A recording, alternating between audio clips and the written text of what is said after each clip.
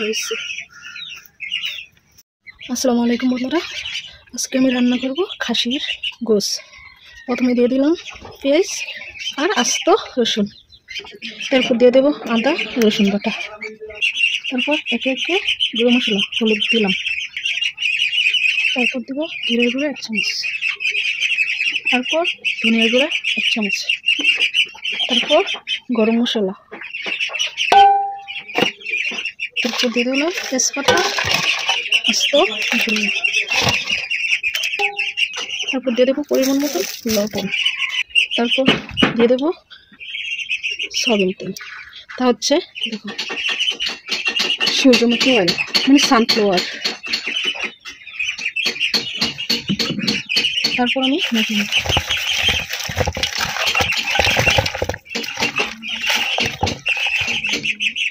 আমি মরিচের গুঁড়োটা পরে দিব, কারণ হাত চলতে পারে, এই কারণে।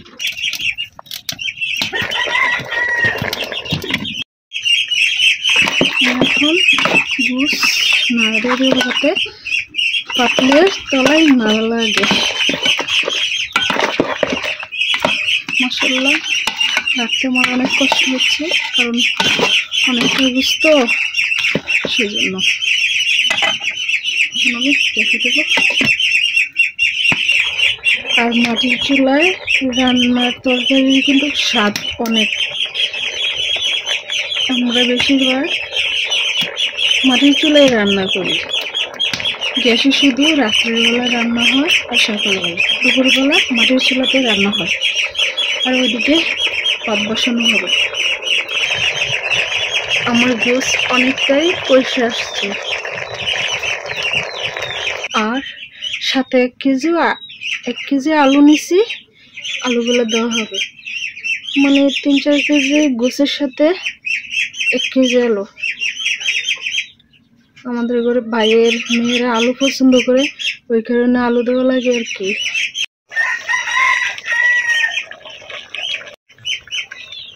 আমি আবারও ভালোভাবে নেড়ে ছেড়ে দিলাম।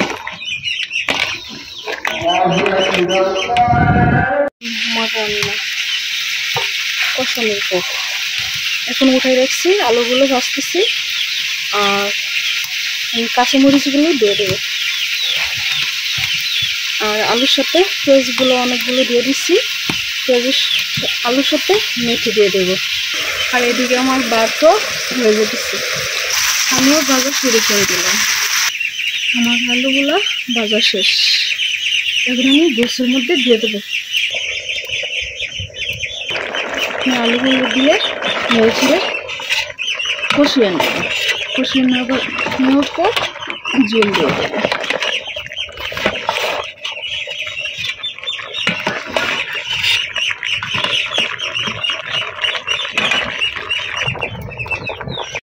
মাশাআল্লাহ, দেখুন কত সুন্দর কালার হয়েছে।